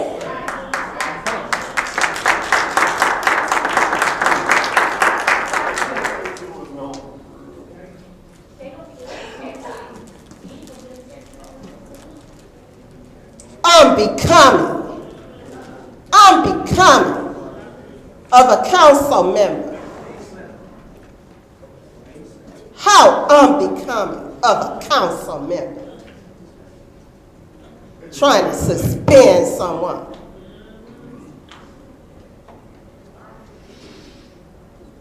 But they got their 5 votes. Quincy said that. Yeah. But you know what? What Quincy don't understand, if you on sick leave, you better be at home on sick leave.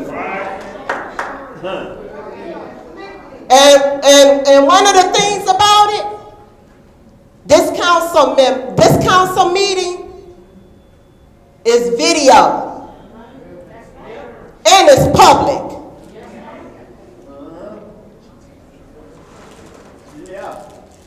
So, and we want to sit here and we want to point the finger at Councilman Mays. We want to suspend Councilman Mays. Councilwoman Lewis should have been suspended when she took that EBT card from her neighbor.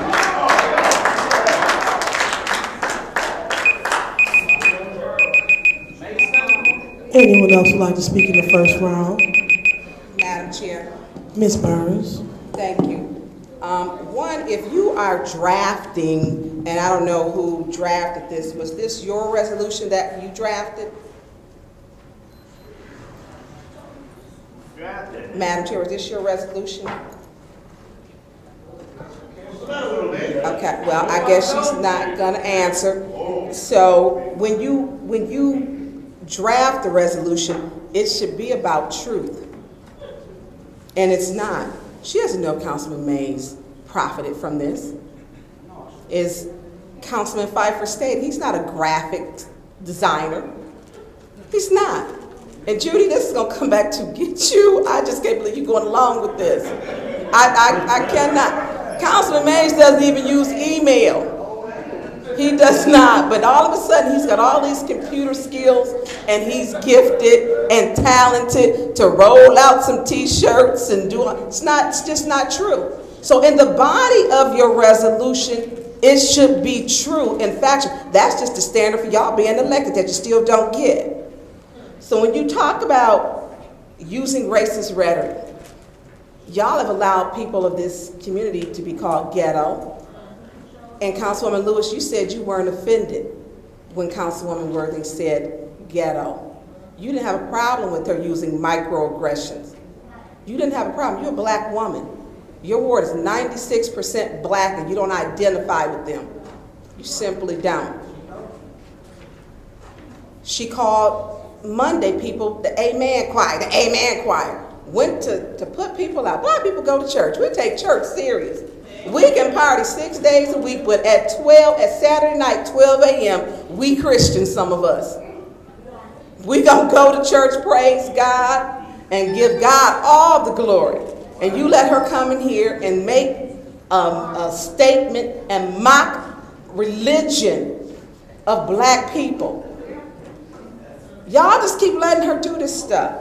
So when you talk about handkerchief head Negro, and people need to know what handkerchief head Negro is, because you called yourself a handkerchief head Negro. So how can you be mad? And you put it in writing. A handkerchief head Negro is an African American or black person who does not identify with black people and identifies with white people for their own personal gain or because they are afraid of them.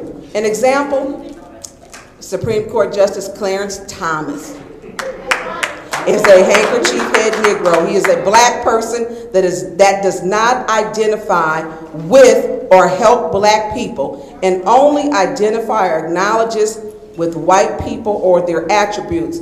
You threw out Dora Mayfield, who's sleeping in a shelter, who's in the 2nd ward. You couldn't identify that she needed a roof, that she needed help. You threw her out. You didn't identify with the 2 Mitchell boys before you walked up out of here. You didn't identify that the people in the 2nd ward had raw sewage in their basement. You're 96% black ward. You didn't identify with them. You cussed out Pastor Thompson not once but twice, called him a fake-ass pastor and shots fired. You cussed out Maurice Davis, called him, according to you today, a hoe and a bitch. And you seem to somehow have decorum. I'm confused. But when you called yourself, or my colleagues vote on this, because this is going to be in court, she called herself a handkerchief head Negro. She said, as she was dealing with a racist, because she identifies with the racist. Some of us don't like the skin we in. And so if y'all vote on this mess, y'all need to have whatever y'all pockets hit. She says, Tracy Whitney, always. Now this is when Councilwoman either Worthing stood up and wanted to fight me. Not once, but twice. She stood up. Twice. She says, well, Tracy Whitney, always, then gaslights and makes it a racial issue when it's not. Point is, she continued to break the rules by unlawfully taking the floor, then was pointing towards Worthy saying, today is not going to be your day. Totally out of order. And that could be interpreted as a threat. Then Eva stood up, which was out of order, and began going back and forth with Burns.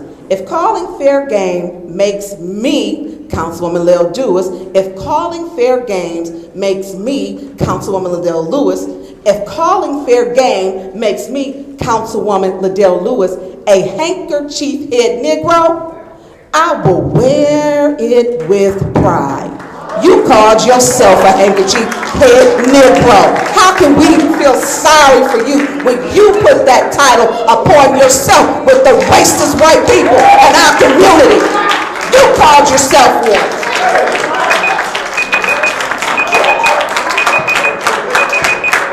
All right. Anyone else for public speaking? Yes.